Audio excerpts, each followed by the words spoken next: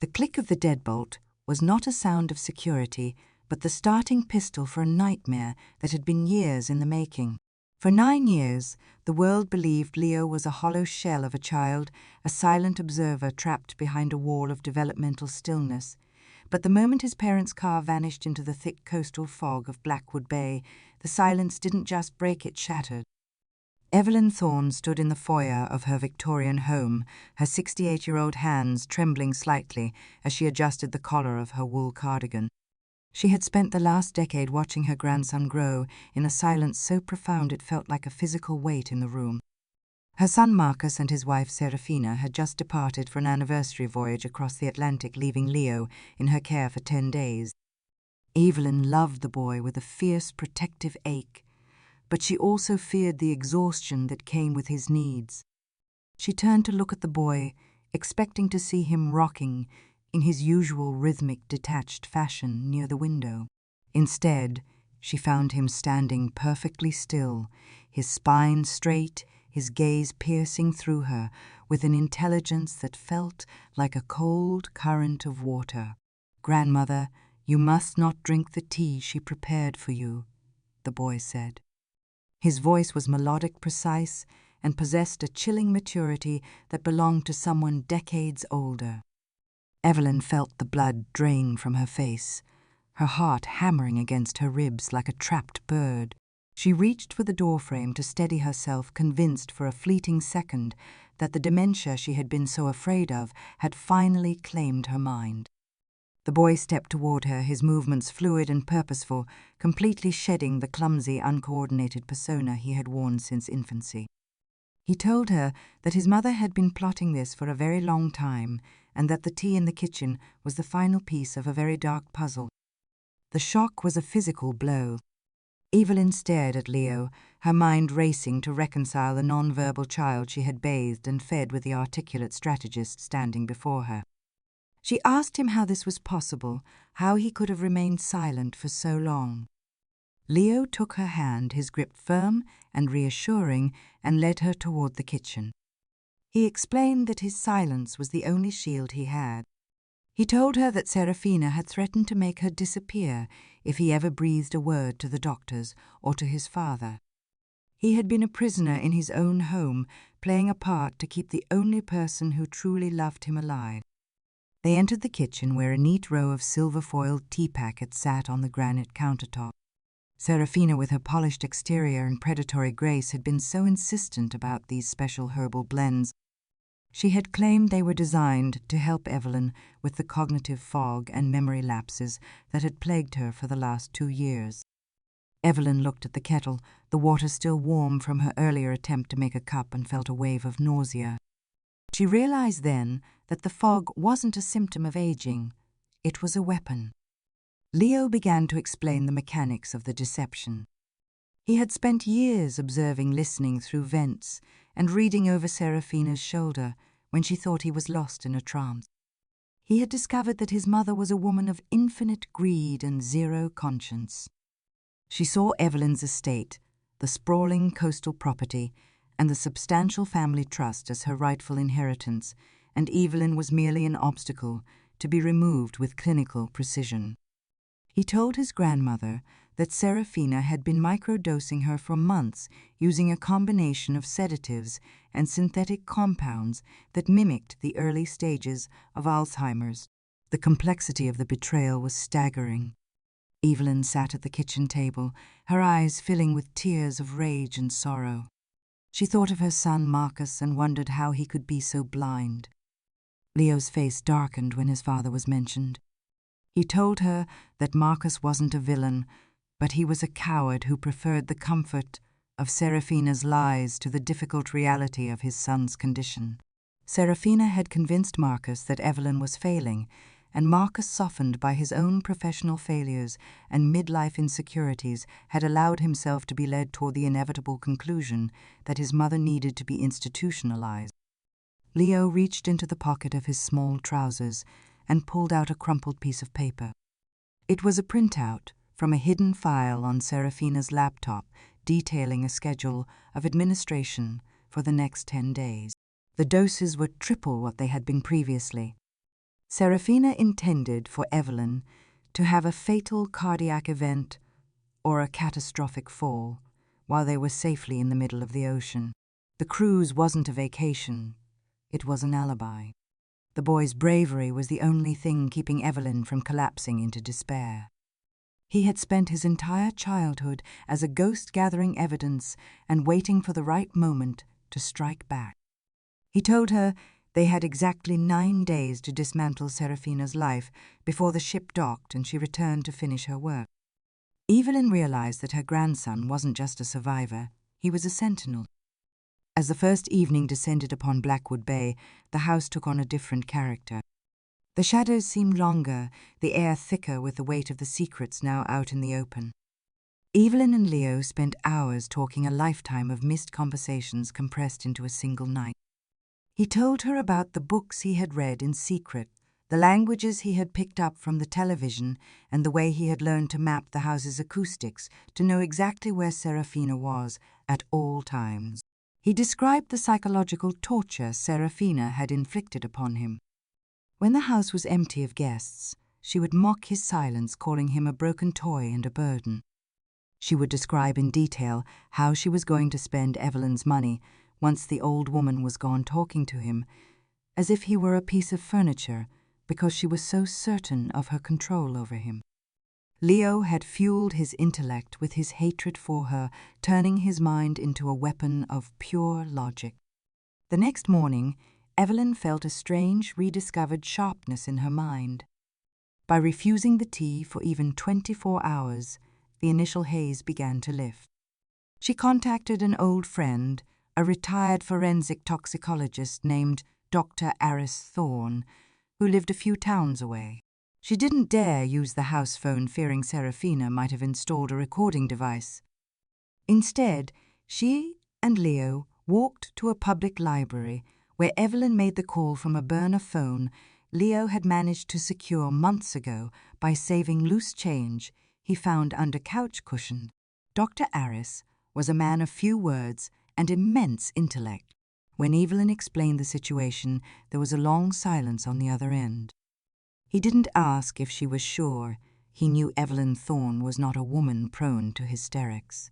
He agreed to meet them at a discreet location to collect the tea packets and a sample of Evelyn's blood for testing. While they waited for the results, Leo and Evelyn began their own investigation within the house. Leo led her to a loose floorboard beneath his bed, a space he had prepared with the meticulous care of a master spy. Inside was a folder containing photographs he had taken with a small digital camera he'd stolen from Marcus's office a year prior. The photos were of Serafina's private journals, her bank statements showing offshore accounts, and correspondence with a shady legal firm specializing in contested wills. The depth of Serafina's planning was terrifying. She hadn't just been poisoning Evelyn, she had been systematically isolating her. She had sent fabricated emails from Evelyn's account to her oldest friends claiming she was tired and didn't want visitors. She had diverted her mail and tampered with her medication bottles. It was a total erasure of a human being's autonomy. Evelyn felt a cold fire burning in her chest. She looked at Leo, who was now expertly navigating an encrypted laptop he had hidden in the attic. She realized that she had underestimated the resilience of the human spirit. This child, who had been denied a voice, had become the most powerful witness she could ever have. The third day brought the results from Dr. Aris. The tea was laced with a sophisticated cocktail of digitalis and high-dosage benzodiazepines. It was designed to cause confusion in the short term and a massive heart failure if taken consistently. Dr. Aris warned her that her blood levels were still dangerously high and that she needed to stay hydrated and vigilant. He also informed her that he had contacted a friend in the state police, a detective who specialized in elder abuse and white-collar crime. Evelyn knew they couldn't just go to the police yet. If Serafina caught wind of the investigation from the ship, she might find a way to disappear, or worse, find a way to spin the narrative so that Evelyn appeared to be the one who was mentally unstable and accusing her daughter-in-law out of paranoia. They needed a confession, or at least irrefutable proof of her intent to kill during this specific window of time. Leo suggested a trap. He knew his mother was obsessed with control. She would be calling every evening at 7:00 p.m. to check on her progress. He proposed that Evelyn play the part of the dying woman, letting her voice grow weaker and more disjointed each night. Meanwhile, Leo would use the house's security system, which Serafina believed she alone controlled, to record the conversations and any other directives she might give. The psychological toll of the next few days was immense. Evelyn had to lie in bed pretending to be a victim, while Serafina's voice would crackle over the phone with a sickening sweetness. Each call was a masterclass in manipulation. Serafina would ask if the tea was helping her tone, dripping with mock concern, while she was actually checking to see if the poison was doing its work. Marcus was often in the background of these calls, sounding distracted and increasingly worried. Evelyn realized that Serafina was drugging him too, though to a lesser extent, just enough to keep him compliant and unobservant. It broke Evelyn's heart to hear her son's voice, knowing he was a pawn in a game that involved the murder of his own mother. By the 6th day, the tension in the house was a palpable entity. Evelyn's body was detoxing, leading to tremors and night sweats that she had to hide during their trips to the local clinic for monitoring. Leo was her rock. He would sit by her bed reading to her from the classics, his voice a steady anchor in the storm. They discussed what would happen after the storm had passed. Leo wanted to go to a school where he could finally speak, where he could use his brilliance to help other children who were trapped in silence.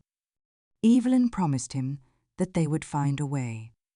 She realized that her life's final mission wasn't just to save herself, but to liberate this extraordinary boy from the prison Serafina had built around him.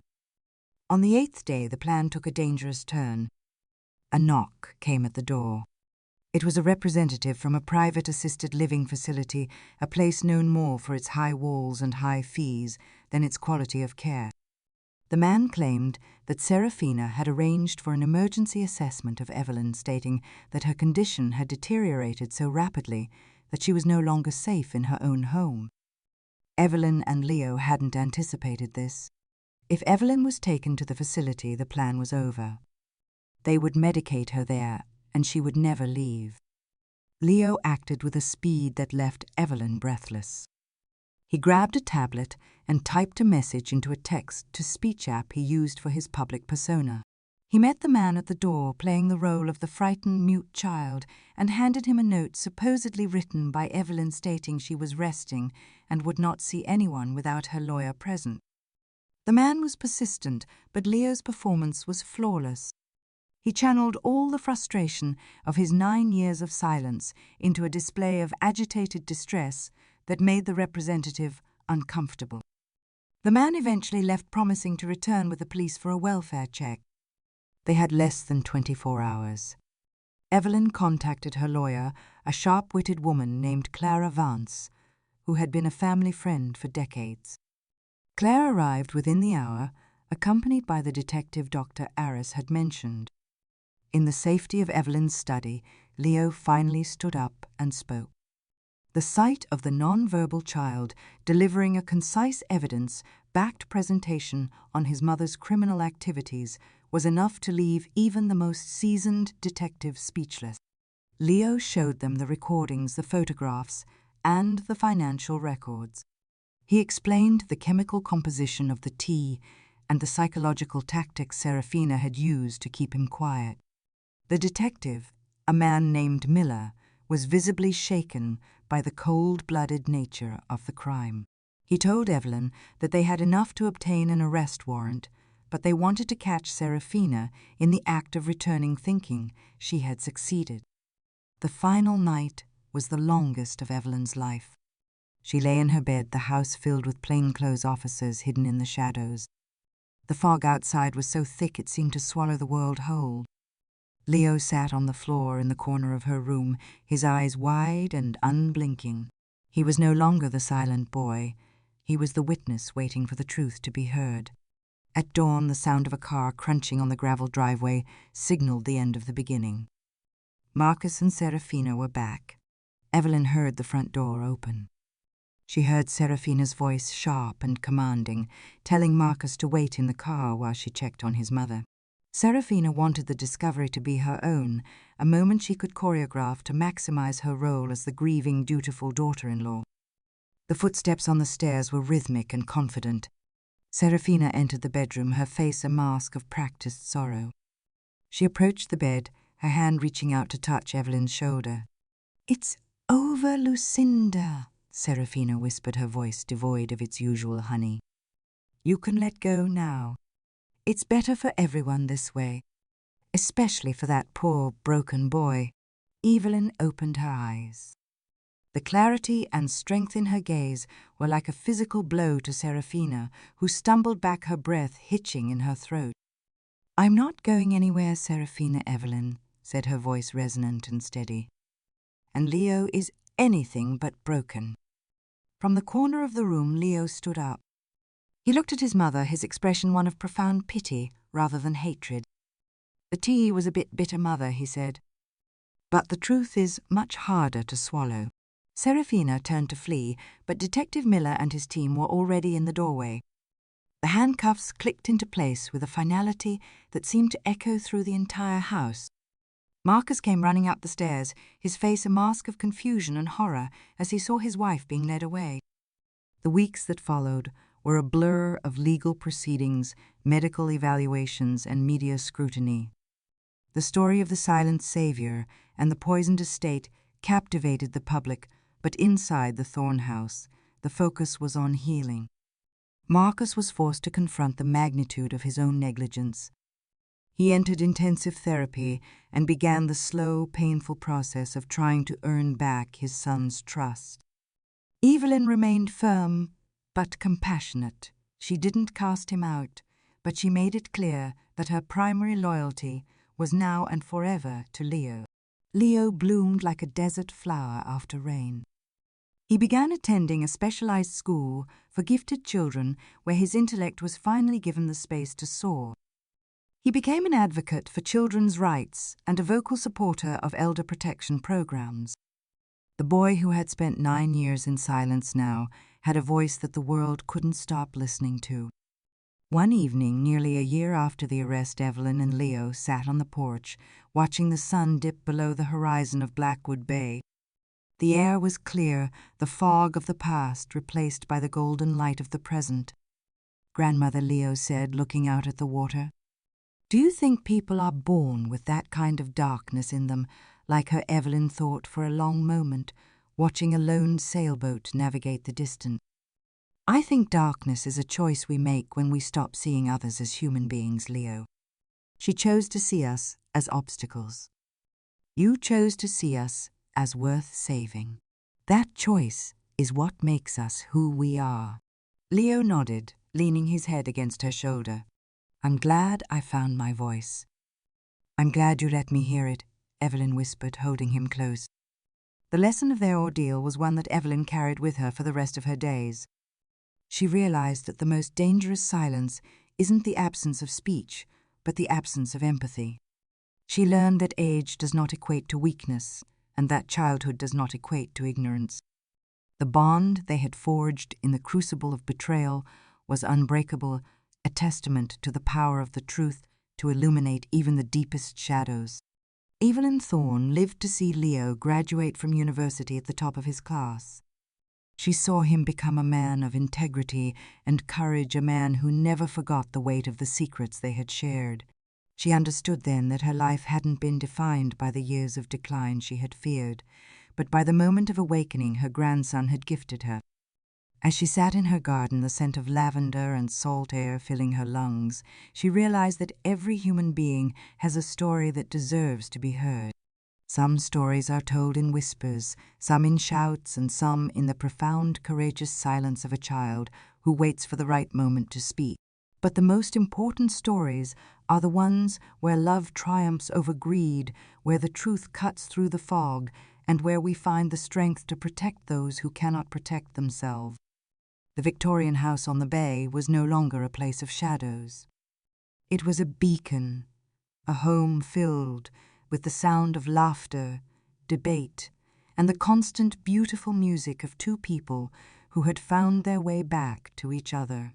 Evelyn knew that when her time finally came to truly let go, she would do so knowing that the world was a little brighter because one boy had dared to break his silence and one woman had been brave enough to listen. The legacy of the Thorne family was no longer one of wealth or status, but one of resilience. They had faced the darkness and emerged with their souls intact. And as the stars began to twinkle over the dark Atlantic, Evelyn felt a sense of peace that no medicine could ever provide. She was awake, she was loved, and she was finally truly home. The human spirit is a resilient flame, often flickering but rarely extinguished. In the darkest corners of our lives, when we are most vulnerable and the people we trust most have turned into predators, it is the unexpected allies and the hidden truths that guide us back to the light. We must never assume that silence means absence or that weakness means defeat. The most powerful weapon we possess is the truth, and the most sacred duty we have is to listen to it no matter how small or unexpected the voice may be. Evelyn watched Leo walk toward the shoreline, his silhouette strong against the fading light. She smiled, knowing that the silence had not just been broken. It had been transformed into a symphony of hope that would resonate for generations to come. The tea packets were long gone, the poison neutralized, and the only thing left in their place was the enduring, unbreakable bond of a grandmother and a grandson who had saved each other from the dark. This journey taught them that the ultimate measure of a person is not found in their outward perfection or their social standing, but in their capacity for courage and their commitment to the truth. Serafina had sought to destroy a family to build a kingdom of glass, but she had forgotten that glass is easily shattered by the weight of a single honest word. Evelyn and Leo had built something far more permanent, a foundation of trust that would weather any storm and a story of survival that would serve as a reminder to all that no one is truly powerless as long as they have the courage to stand for what is right. In the end, the silence was their greatest teacher.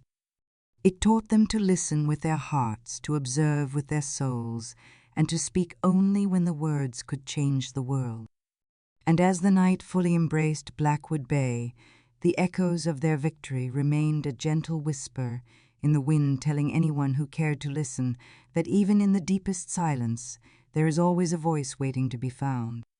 The lessons of the Thorne family remind us that we must be the guardians of our own lives and the protectors of those we love. We must look past the masks people wear and the roles they play, seeking the genuine intent that lies beneath. Betrayal is a bitter brew, but the antidote is a mixture of vigilance, love, and the unwavering belief that we are worthy of the truth. Evelyn Thorne closed her eyes, a soft sigh escaping her lips.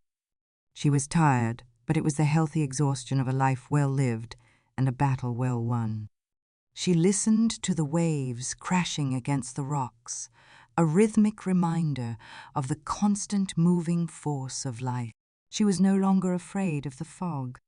She knew that as long as she had Leo, and as long as they kept speaking their truth, they would always find their way back to the shore. The story of Blackwood Bay became a legend in the town, a cautionary tale for some and an inspiration for many. It stood as a monument to the fact that even the most calculated evil cannot withstand the simple, pure power of a child's love and a grandmother's resilience. It was a reminder that we are never as alone as we feel, and that the answers we seek are often hidden in the very things we have overlooked. As the lights in the Thorne house dimmed one by one, the legacy of their struggle remained a testament to the enduring power of the human spirit to overcome even the most intimate of betrayals. The silence was gone, replaced by a deep and lasting peace that would guide them through all the years to come. They had learned that the most important lesson in life is not how to survive the storm, but how to find the strength to be the light that guides others through it. And in that golden light, Evelyn and Leo found their salvation, their purpose, and their forever home. The final lesson remained clear. The truth is a lantern in the dark, and as long as we have the courage to carry it, we will never truly be lost. Evelyn and Leo had carried that lantern through the longest night of their lives, and in doing so, they had discovered that the most beautiful thing about the light is how it looks when you share it with someone you love. The end of the silence was only the beginning of their life. And what a magnificent, vocal and truthful life it was destined to be.